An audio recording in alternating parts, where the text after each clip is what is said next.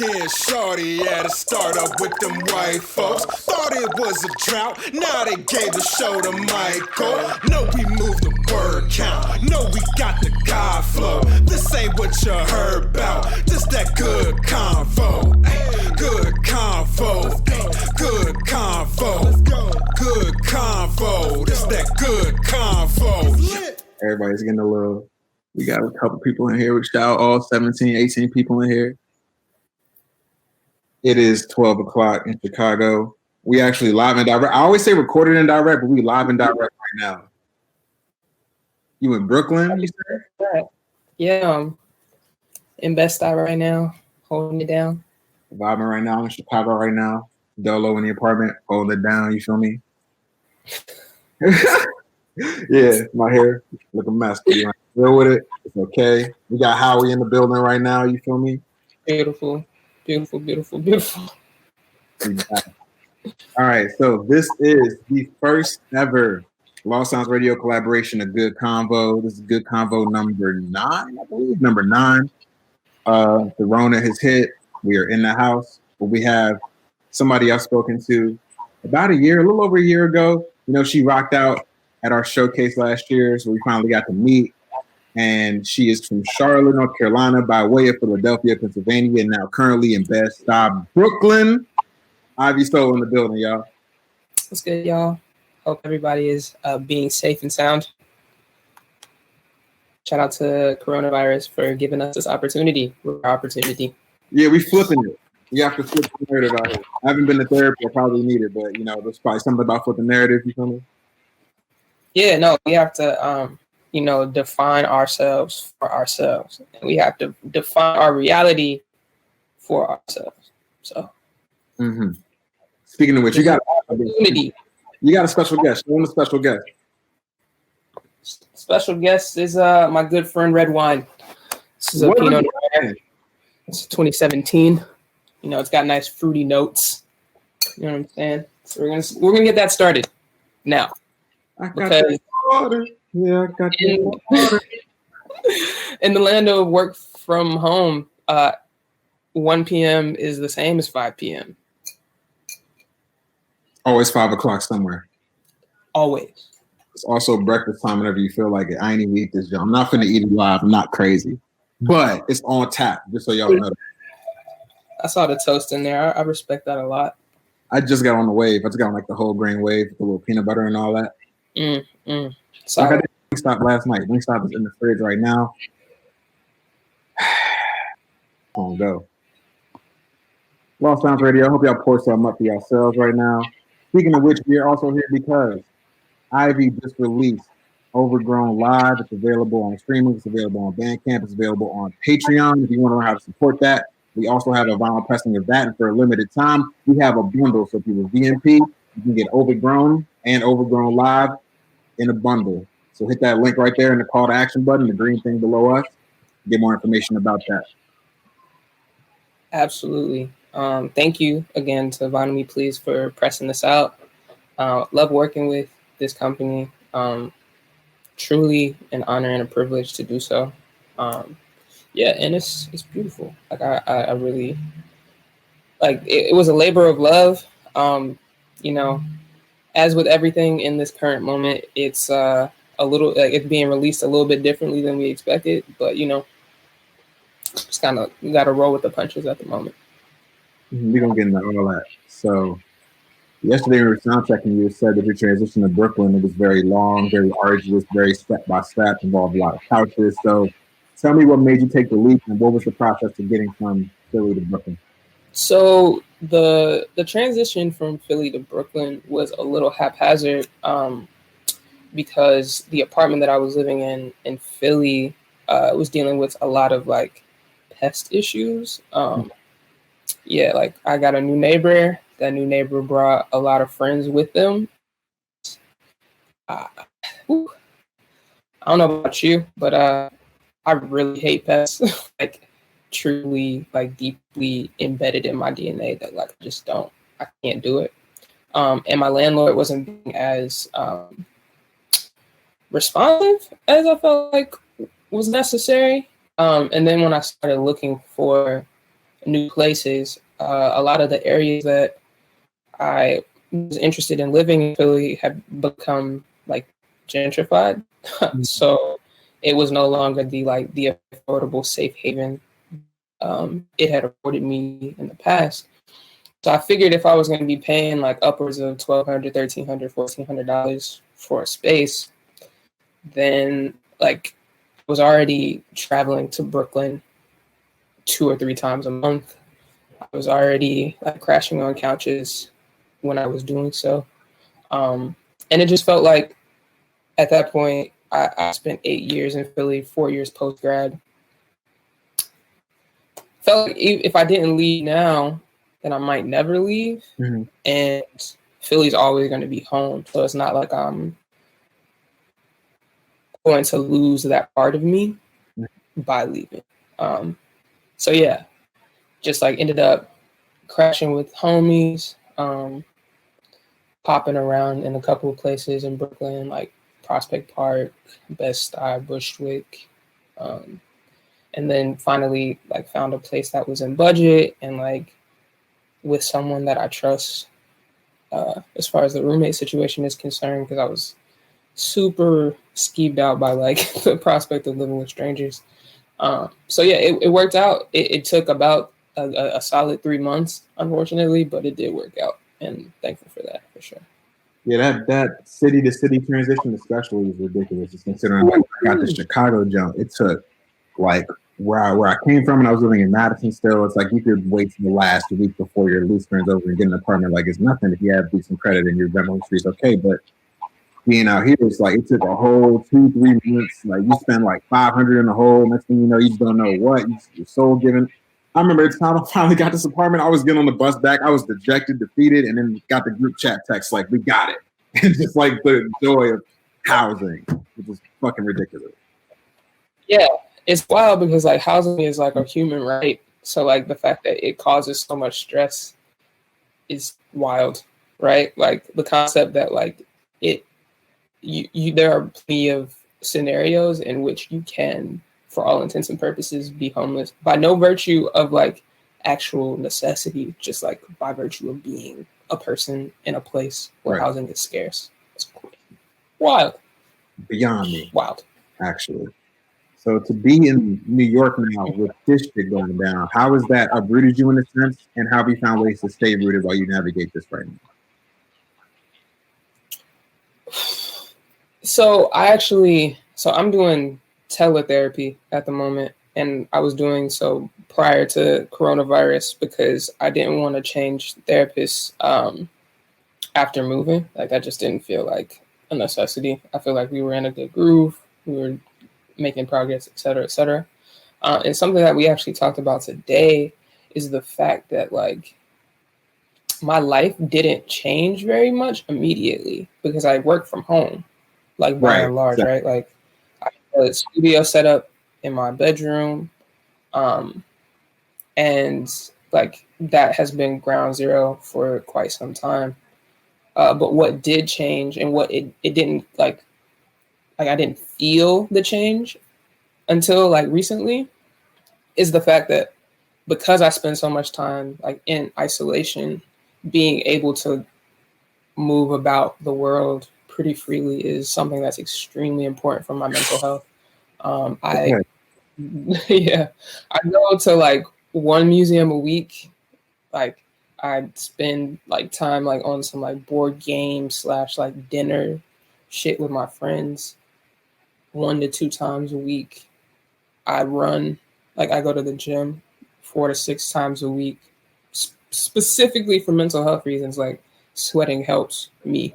So for all of that at once to not be an option is just like, whoa, like it's a lot.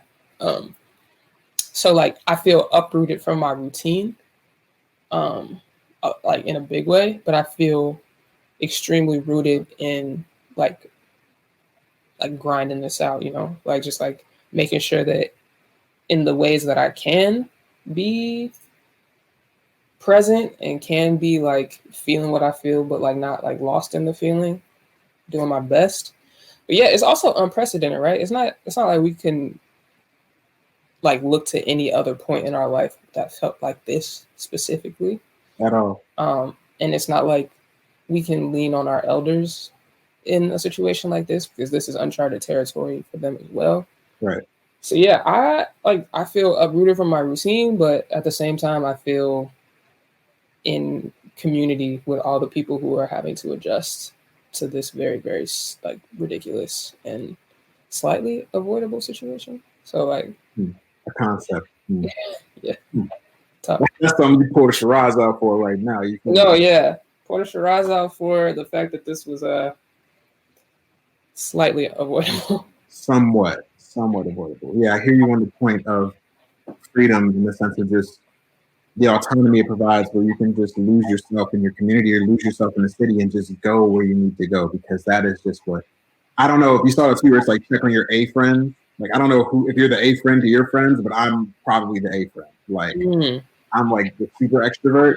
So like all my friends on the spectrum are just like looking at me like, oh shit, I hope he's okay. Because I can't do anything. I can't be with anyone. I'm not fuck. I definitely am not the A friend. Like, I'm definitely the like 50-50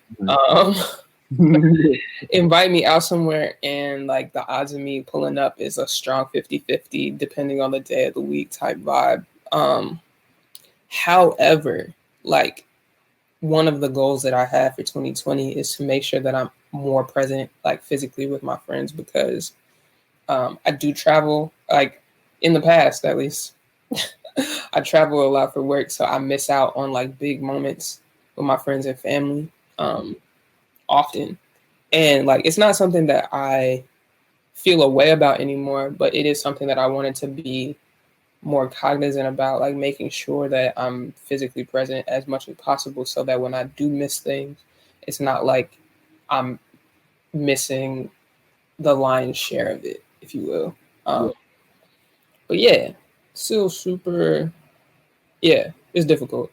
It's difficult for everybody in different ways, but I'm definitely going to put up a prayer for you, because if you're the extrovert friend, like that means that you're taking this hit in a very specific way. It's a very different energy.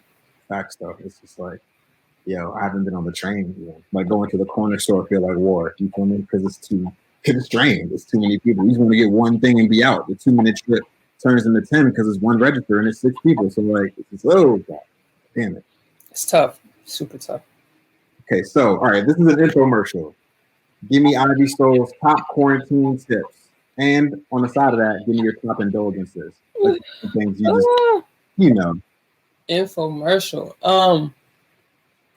First and foremost, I would recommend that you leave your bed as soon as possible.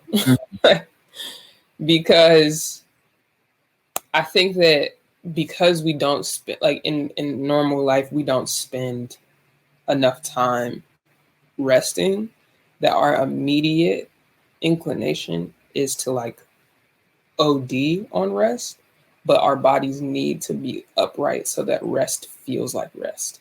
Yeah. Makes sense. Yeah. So for the first week of this jaunt, it was like me and my bed here. Me and my bed needed to be like here. We didn't need to be here, but we needed to be like here. You know what I'm saying? Like not tied at the hip. I would encourage all of you to like do water challenges if your living and financial situation is like, solid, because unfortunately in this country, water is also not a human right. But if you are able to drink as much water as humanly possible, I'm gonna drink some water in addition to the wine today. I promise. You gonna turn one into the other? Yeah, we're just going. We hitting the Jesus with it, like what I'm saying. Like, you said Jesus turned water into wine, so I'm gonna turn this wine back into water. You hear me? And big savior energy. And the other thing is, like, I know there's a lot of pressure from the internet, and I know that sounds ridiculous, but there's a lot of pressure from the internet to make this time meaningful. Do what you want to do. Look, we don't need quarantine albums. We don't. We don't like I'm finishing an album currently, but that's something that has been in the works for quite some time. And I'm not putting any further pressure on myself or any of my collaborators because this is just this is weird, right? Like this is just weird. And New York, like people are legitimately dying. Like I think that people are just in other places because it's not as concentrated, not as many cases. Like people aren't taking it as seriously as we like are being forced to. But like people are really like passing away, like no longer on this earth because of this. So there's no like the meaning of this time is to enjoy the time with whatever you want to do. Like that is the meaning of the time that we've been gifted and cursed with. You know what I mean? Like just do things that make you happy and make you feel whole in a time that is completely uncertain. You always know what to say, G. Yo, I'm just saying the shit that I say to myself to keep me sane. Be like, I hear that. Like, because like otherwise, like I'm just gonna be sitting in my bed, staring at the ceiling, writing like very like high school-esque poetry about the sky. My depression playlist been hitting. You hear me? Yo, fam, it's family. Stop it. It's a wild time. It's a wild time. Yeah, but I mean, I don't know. As far as like my indulgences, I've been consuming way too much television and and film. Truly, I need to put my head in a book sooner rather than later because I just feel like I am one big long binge right now. I've also been indulging OD in carbohydrates. Bread is really important to me as a person. So it's one of the ways that I've been coping. And the last thing is like, I don't know, I've been like really trying to go crazy with the FaceTimes and the Skypes and the Zooms and all that stuff. Big facts. It's just like what the unexpected outcome, I guess, of this time is that I feel like more than ever, social media is fun again. And like people are being, like social media insofar as like people that I know personally, like I feel like we can't brand ourselves that well in the house. Like, you know what I'm saying? Like, you can't say like, oh, like I do this travel shit. Like, so like, this is like my personality, or like, oh, like I'm in the gym 24/7. Although people keep doing these push-up challenges and got cut it out. Miss me with it. Right. But like, I don't know. It feels like people are like, oh, like this is what I'm watching. This is what I'm consuming. This is like something that makes me happy. This is like what I've been cooking. I know it doesn't look good, but like it really tasted good. You gotta believe me, type shit, you know? Yeah, I seasoned this, just so you know, I seasoned this. Yeah, exactly. The salt and paprika was just like, ooh. Yeah, you just in there. Yeah. So that's been something joyful. And something that has been extremely fire are these like super producer, super songwriter battles on Instagram. Like, woo! As someone who considers themselves like a student of the game, it has been like ridiculously educational, and it's been a lot of fun.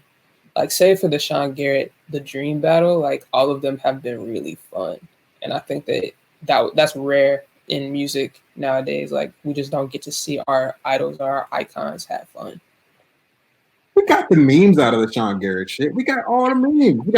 That was amazing, but like watching it was super uncomfortable because like both of them were taking it OD seriously. Yeah, you know I'm saying. Nigga, the Dream was in the dark, like just like not trying to nod to another nigga's shit. Like, yo, chill out. Like, yeah. So like to compare that one to like the Neo and Jonte Austin battle, both of them were just like locked in with each other, really appreciating the other's contributions to the culture, that made me feel good, because it's like, it doesn't have to be a competition. Like both of them, like it's 20 rounds of songs.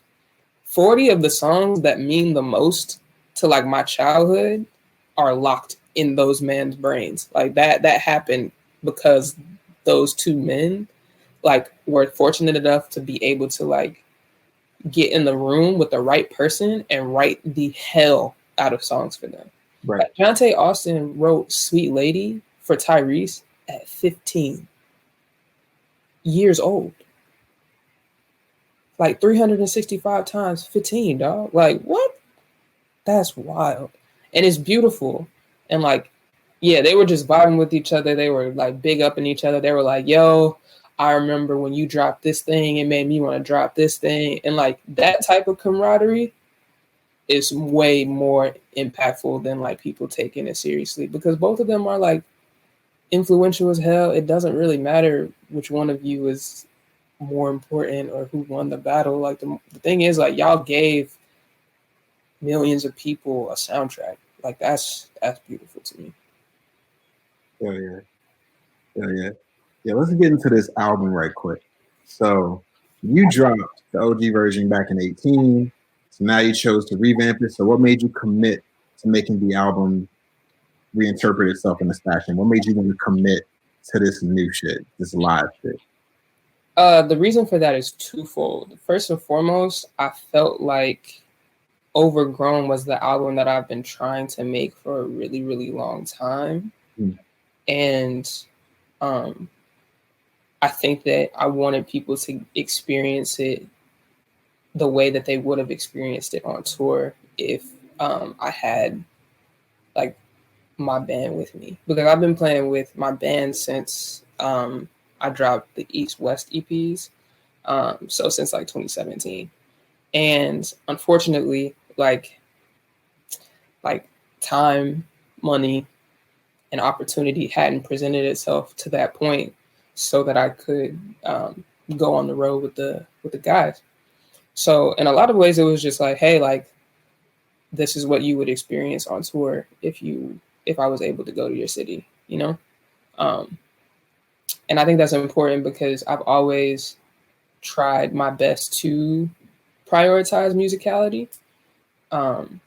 But you don't always get the opportunity to show that through production, if that makes sense. Like there's sometimes a roof or a ceiling with the musicality of a beat, but like the reinterpretation of it for live settings allows you to show where your mind was in that vein. Mm-hmm.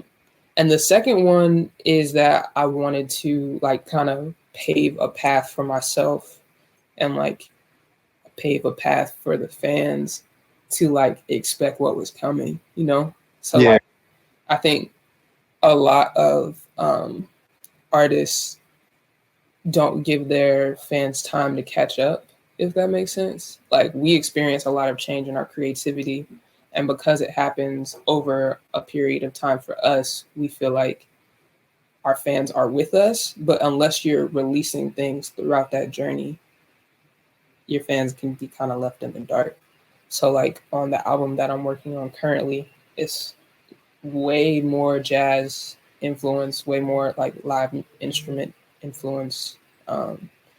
And yeah, I just wanted to provide some transition for folks who might not expect something that like the album that I'm working on currently. I'm trying to be empathetic in a way.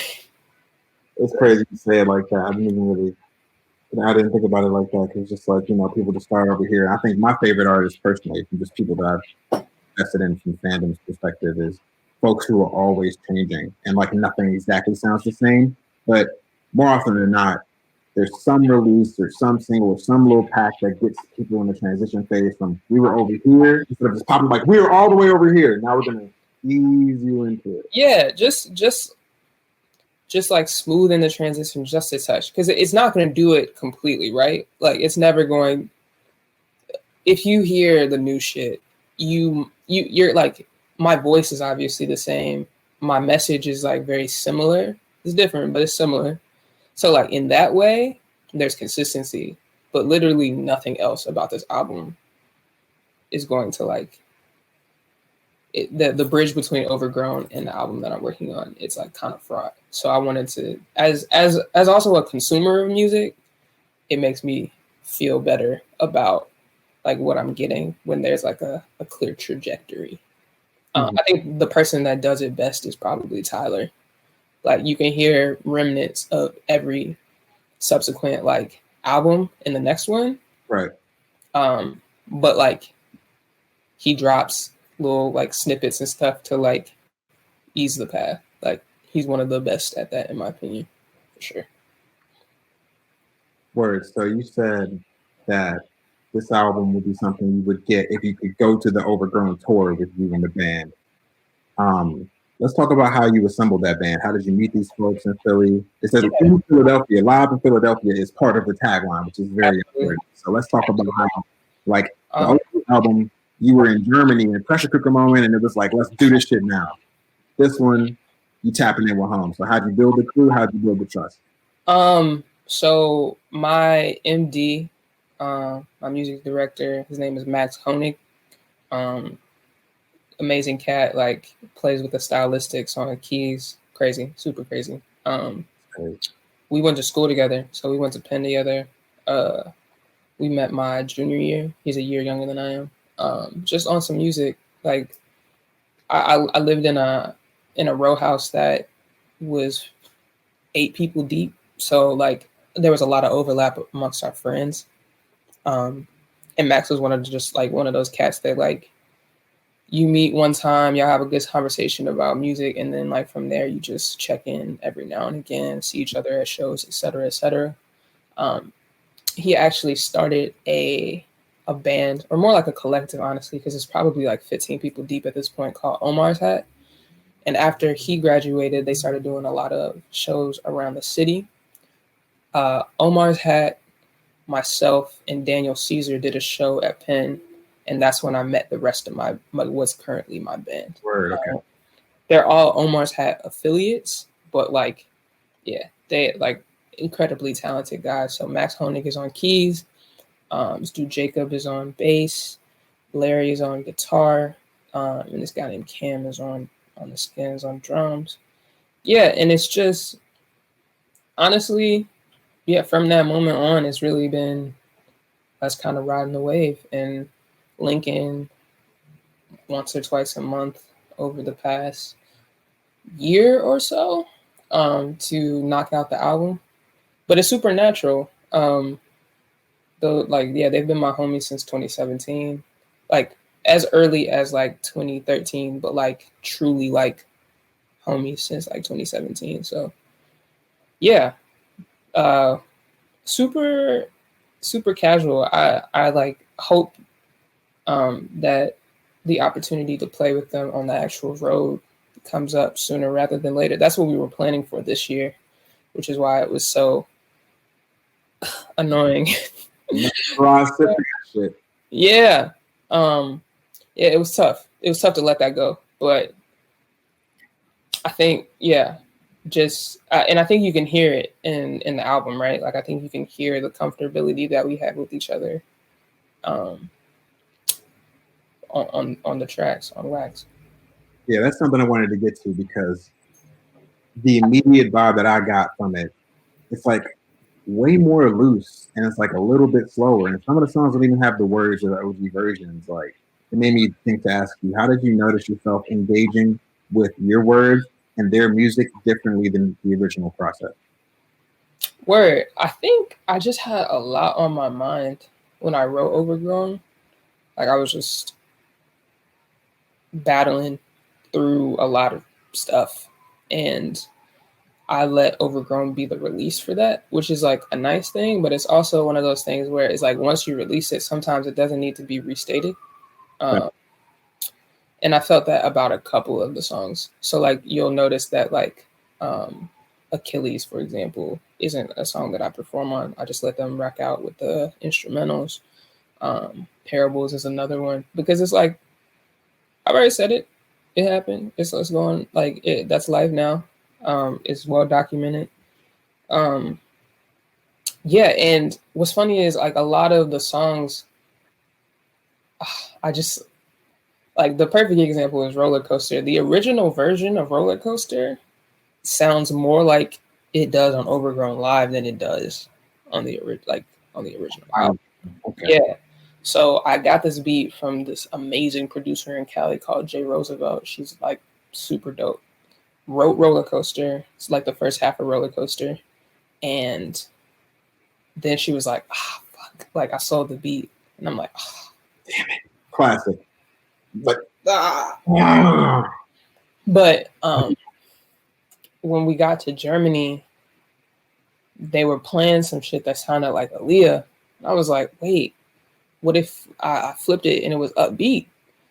So we did that, and Roller Coaster was born. But I also wanted to give people the opportunity to hear what the original would have sounded like. So we slowed it down, and we made it hot. it's not like it's not a this. It's more like it's like a yeah. Yeah. You be in the studio and shit. Like sometimes you gotta describe the producer. Like I don't want this. I want. Yeah. I want a groove rather than a bop. I want a 2-step. I don't want like a. Exactly. Precisely. Big facts. So from a thematic perspective, especially when you talk about which songs you chose to omit, which details you said and didn't need to say again, what was it like to relive these themes again when there's so much embedded in these songs? Do you feel like you approach it from the sense where you moved on with these experiences already, or do these things just remain with you, or is it somewhere in between? I think that the pieces definitely remain with you to a certain extent, but I think that even by the time I had released Overgrown, a lot of these feelings and like stories felt like the past. Right. And for better or for worse, like these like songs come to define you to a certain extent. Like these are things that I've said, and I stand behind everything that I've said. But there are also pieces of me that like just don't have a need to relive those stories. What's funny is I was actually talking to a friend of mine who fronts the duo Bathe. Bathe is a duo based in Brooklyn. They make surf R&B. And my friend Devin and I were talking about whether or not we felt like we could perform our songs forever. And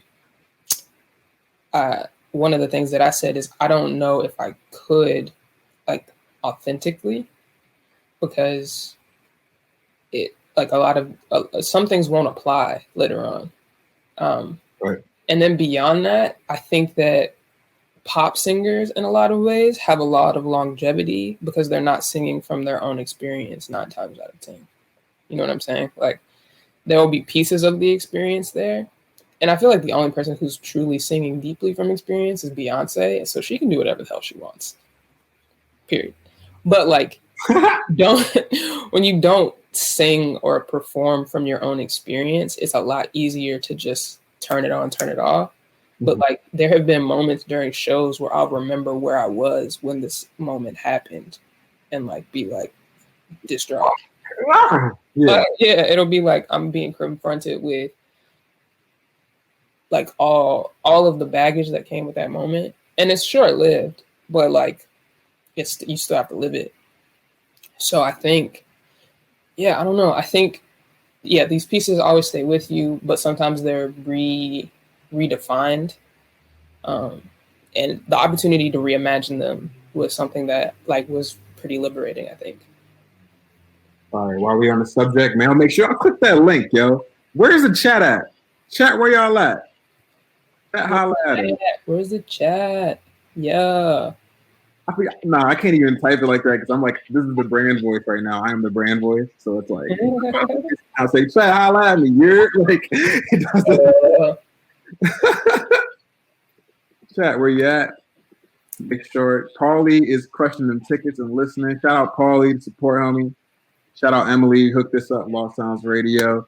Make sure y'all can drop questions if y'all have any questions because we will get around to that as well. But make sure you click that button right there. I Be So Overgrown Live. It's available on the Bandcamp. It's available on the damn apps where you don't pay niggas enough. Everywhere you gotta go click that shit. Put some money in her pocket. It's never too early for wine. Ever. Even straight edge. That was a straight edge. Just about to talk about some Yeah, agreed. So your album is also available. Okay, reapply. I don't got my chat for you. We had to re-up on the chat. Gotta make sure we're looking good. Oh, thanks, Emily. Yeah, I don't know. Maybe I'm being like overly optimistic. I mean, we could be all like heading for ruin, but like, what good does that do to think that, you know? Yeah. I'm like, I need this type of energy right now because I just been on my like ruin shit. That's kind of where I be at sometimes. I mean, the apocalypse is so overdone, you know? Like how many movies have we like seen? Like, it's not about to be I Am Legend, you know what I mean? Like, we're just gonna do this thing and hopefully people fucking stay home because I'm tired of seeing all this footage and photos of people at parks 2 feet apart rather than 6 and just congregating in large groups. Sick of it, New York. You pulled the soapbox finger out like, stay the fuck in the house. Like, stay at home because I would like a summer. Like, I'd like to be outside by July. You hear me? Yeah, that would be cute. You know what I'm saying? Maybe we could have pitchforks still or something. Right. Or like, no, actually, I lied. Not July. I want to be out of my house by Juneteenth because I am Black and that is on period. Okay. Everything else is already pretty anti-Black, but that's pretty fucking anti-Black. Yeah. If we are in the house on Juneteenth, I am taking it so personally. Period. What we gonna do? Have a Zoom cookout? It's not gonna hit the same. That literally just like. That's why you stopped. Like, what did I say? Like, a Zoom cookout would literally be the end of me. Yeah, no, for real. Like, this is what being unapologetic is. Oh fuck, we're gonna take that one to Netflix too. We saw on Twitter was on their ass, but let's not even get into it. Wow. No, that's another like 45. So look, boy, I got my laptop all crooked. There's no table to shake. I just shook the laptop, shook the MacBook. How about I shake the room?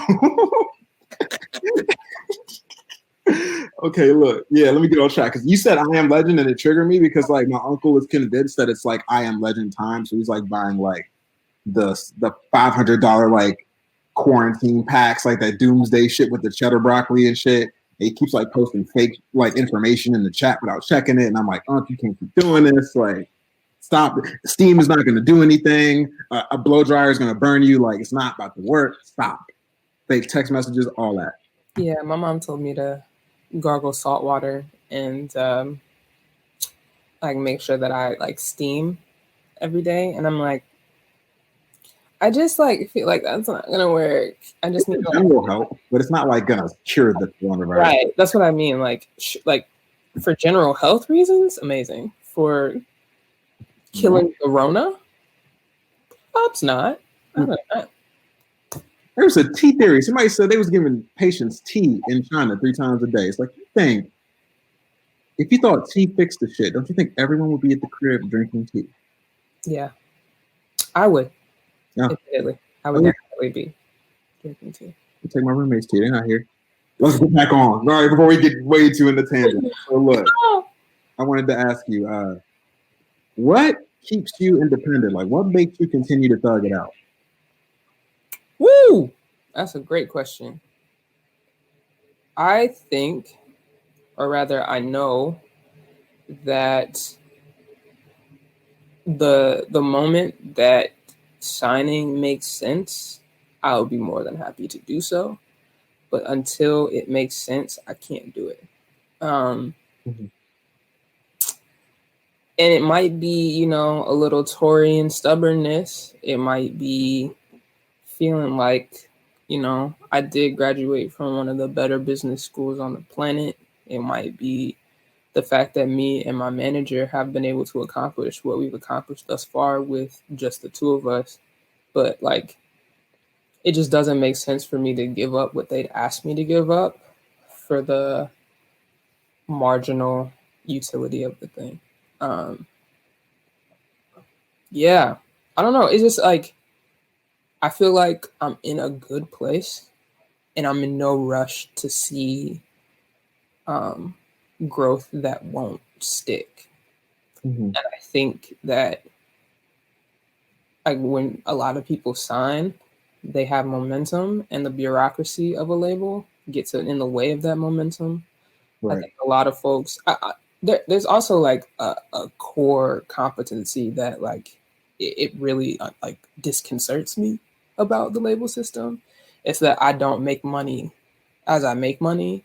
I take a loan and pay it back. Like that hurts my psyche. Like that hurt. Like it just. To be honest, I'm way too black for that shit. Like Along with like the worst fucking interest rate in the world. in the world. So like black people don't trust banks as a community for the sake for that purpose. Like the interest is crazy. We don't get like historically we don't get the best treatment from these institutions. And it feels like labels are a very similar institution in that way. So yeah, it doesn't behoove me to pay back. It's very uncomfortable for me to like take a loan out against my music. I don't have any doubt that I could pay it back. That's not really the issue. It's just that like I'd rather make money as I make money rather than borrow money hoping to make money. And being stuck if I don't make as much money as I need to make. Exactly. 100%. That's that invoice boy shit, you feel me? You hear me? Invoice boys in the building right now. I like my invoices paid on time, and I like my invoices like to be steady. That's all I want. I don't need one big invoice that like maybe I don't get the full invoice. Like I just want the thing. So if people are trying to do like a signing bonus plus like, you know, like a monthly situation where we work out a budget and then I'm cool. But like it just it doesn't what coronavirus is exposing is that a lot of the business models that we hold dear don't make sense. Or bullshit. Like they are the standard of whatever industry, but it doesn't make sense. You know what I mean? Like I'm gonna say, don't make no sense. Like it don't make no sense. So I just want things to make sense. mm-hmm. That's So what made you switch to Patreon? What's funny is Patreon is something that I've been like scheming on for quite some time, mostly because it's like a really interesting platform to me. I think it's way more intimate than a lot of other social media platforms, or like it's kind of one of a kind in the sense that it's like half social media platform because it's like you're providing content, but like on a subscription basis, like there's not many other like websites like it other than like Twitch maybe. Mm-hmm. And yeah, I just wanted to be able to share more without feeling like maybe it doesn't fit completely on brand, or it isn't like targeted towards like a specific outcome, or like all of these like very analytical things. I just wanted a little bit more freedom with it. And Patreon really does give you that freedom. So like for example, I'm gonna be doing like a Zoom coffee chat with like the subs on Sunday. We're gonna be doing some like one-on-one songwriting critique for people who are interested. I'm gonna be sharing like poetry, photography, things that like Instagram doesn't need this. Like this is more personal than Instagram, like than Instagram is worth. But at the same time, it's like a place where that stuff would be appreciated, but not like, you know, doesn't have to be like as public as an Instagram or Twitter. I might go back on Tumblr though. That was fun. Oh, you mean that chat?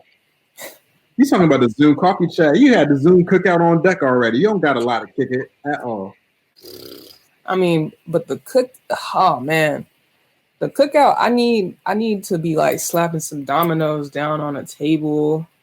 I need like somebody to be like, "Do you need another plate?" Like I got that coffee chat. You know, we eating a croissant. We not eating. You know what I'm saying? The rules of the fucking crowd. I'm gonna be this person at the cookout since I can stand up and shit. I'm gonna be the. Hey, y'all need some ice? That's all I'm bringing. That's it. I'm your man. Oh, you Ice Joe? You Ice Joe? I'm that one. Pass me the plate. You said you wanted some. Take this big ass block of ice. Here you go. Yeah,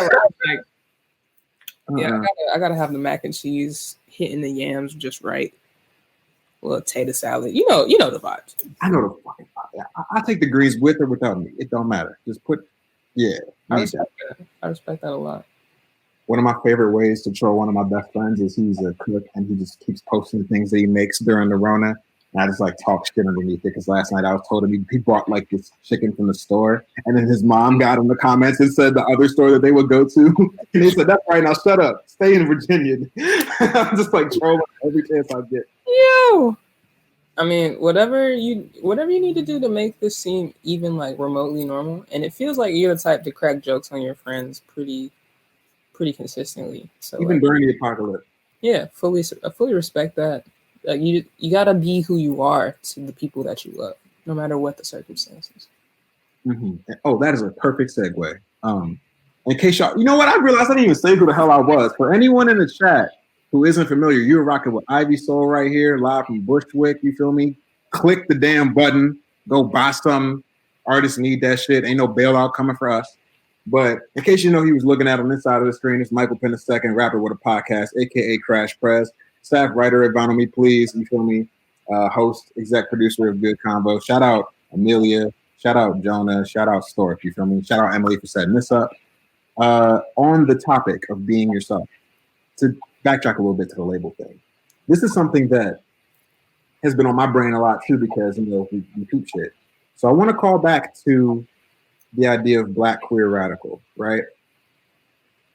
Where does Black queer radical fit in this industry when we're attempting to navigate these things? Like you said, you wouldn't sign until it's right.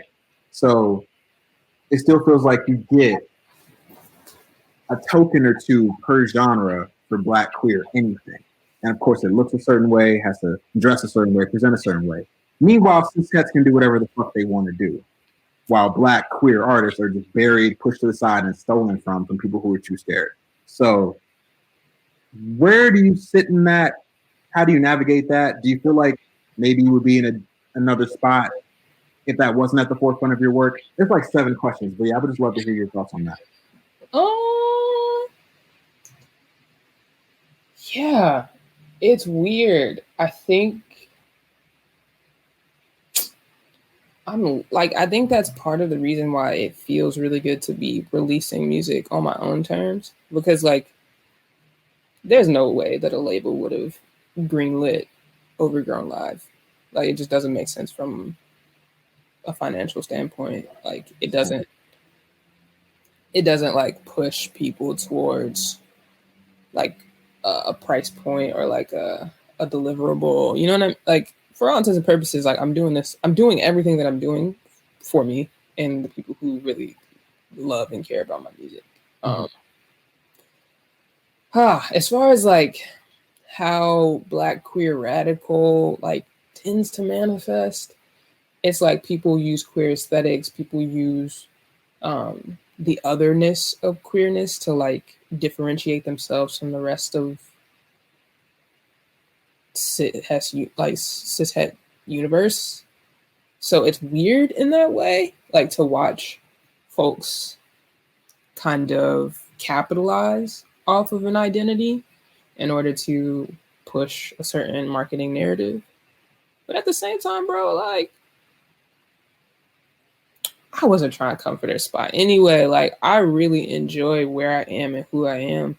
And on a personal level, that took a while to get to. on a creative level, it took a while to get to. So like now I'm just enjoying life here, you know? Like I'm not too concerned with where I could be in comparison to other folks. I will say though that it is always going to like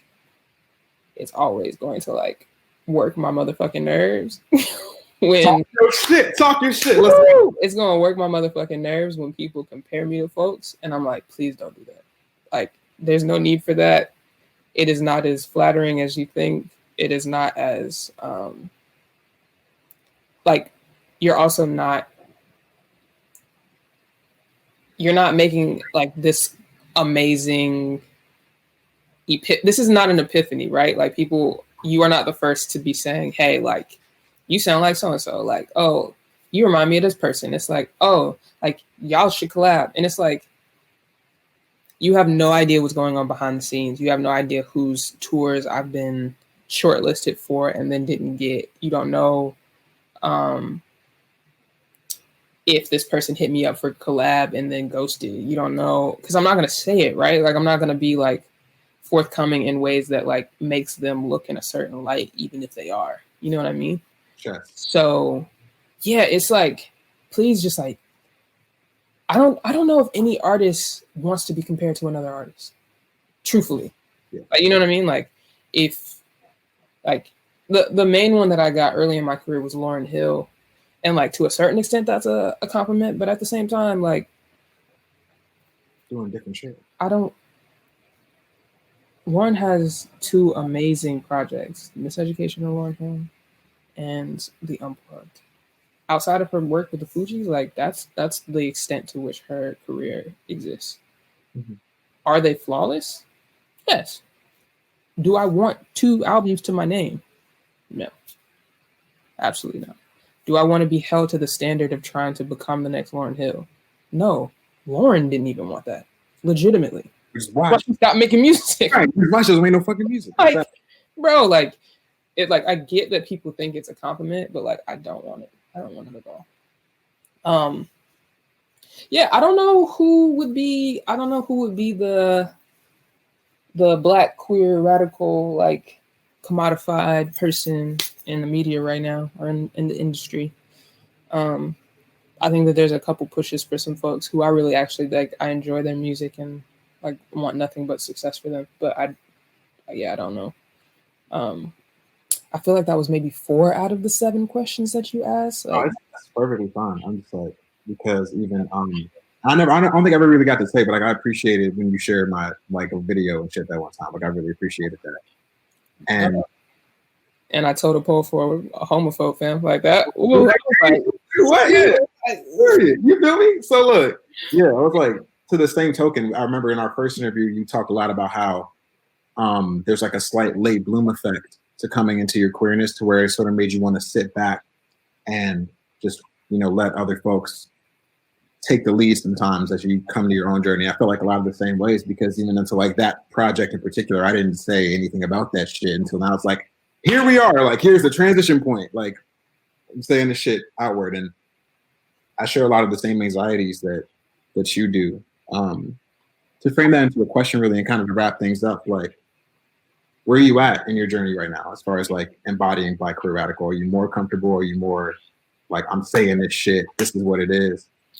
Yeah, so I don't think that I ever completely shied away from expressing queerness. It just wasn't, it's never going to exist in the let's run around in like leather and chains and rainbow flags. And that's just never going to be who I am in queerness. And like, that's okay. Like, I really appreciate all the folks who like wild the hell out for pride and like throw glitter bombs and shit, like, because like they do the hard work so that people who express their queerness in like low key ways can just exist. You know what I mean? Like they do a lot of the harder work. With that being said, like I think that the best thing that I can do for myself and for the Black queer community is to make sure that I'm giving space where space is due. Like I'm not trying to speak for anybody who doesn't need to be spoken for. if I get the opportunity to elevate Black trans women, I'm going to do so, and I have done so. Like, it's not like on some like let me like big up myself. It's just like that's what I'm supposed to do. For example, donated money to a lot of causes off the strength of like selling my book, and like I know so many amazing Black trans women who are DJs who are really cutting shit up. When there's an opportunity to get them paid, it's not a question. Like, make sure that they're getting paid. And as far as me personally, right now, something that like I'm really trying to like prioritize, and like coronavirus has kind of fucked it up, but like making sure that most of my goals are outside of music. You know what I mean? Like, I think something that's radical as hell for queer people is like being able to choose the type of family that we want, being able to choose the type of like lifestyle that we want. And for me, like, I'm hoping to be like, you know, cuffed up on some like, you know, 2 kids and a dog type vibes within the next decade. You know what I mean? Like, and that's radical, right? Like, that's radical shit. Like, 2 women, or a woman and someone non-binary, or a woman and a trans person, like having a family, being like financially stable. That's radical. You know what I mean? And then fighting for like, you know, policies that like benefit all the people who are on the margins, because like the people that are most affected by all of the bullshit that is occurring in our world are the people like us, like Black folks, brown folks, Native folks, people of color as a whole, disabled folks, trans folks, like non-binary folks, because people are constantly misgendering. Like, you know what I'm saying? Like, there's so many things to work towards, and I finally like have like a good grasp on like how I can work towards those things. So feeling very, very blessed despite the havoc that Miss Rona is wreaking. Miss Rona, listen, shit. You saw the tweets like Corona Lachey DeVirus, get in the house. Thank you so much. Because I am exclusively referring Corona Lachey DeVirus. I didn't write Lachey DeVirus. I will find the get your behind. No, absolutely. Inside or outside? Look. You want to ride there or ride back? Don't be talking to me like one of your little. I'm not your little friend. Okay. Okay. Yeah. We just like that. Wow. I was like tweaking. Okay, look, we hit the 1 o'clock. Let's go. The lunch break is over with. Let's take a victory sip right quick. Victory sip. Damn, that was actually 1 sip. Beautiful. Yeah, this was Law Sounds Radio, Good Convo Live, the first Good Convo Live we ever did. Good Convo number 9. Ivy Soul has joined us, and I appreciate you always. Thank you for being you. Thank you for being a light. Thank you for bringing your light to us. Shout out to everybody who sat through the whole hour and just let us, converse, kick it. Conversate's in the dictionary. Thanks for letting us conversate with y'all. You feel me? Amazing. Shout out to Merriam-Webster. They be holding it down. Yes, they do. I wish you nothing but success and maintaining good health and not going crazy. I might have to DM you if I'm going crazy. Invoice Boys got to stick together. You feel me? Invoice Boys got to stick together. And the same thing for everybody in the chat, everybody who's watching. I wish y'all the same thing. Please take this seriously. Please stay in the crib. If you're an essential worker, like, thank you. Prayers up. Deadass. Prayers up. Thank you. Organizing up too. Yeah.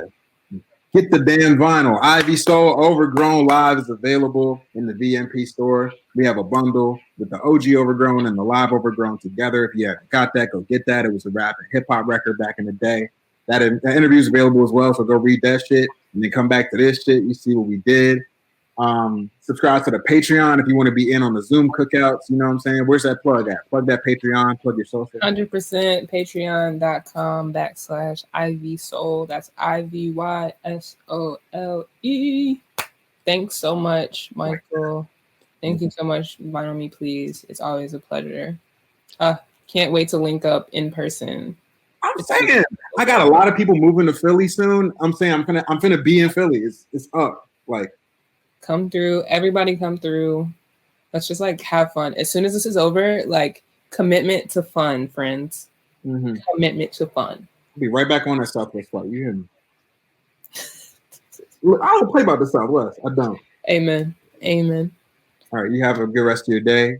And same to y'all. We out of here. Lost Sounds Radio, Vinyl Me Please. Michael Penn II, rapper with a podcast, Crash Prez in the building. We out. Peace.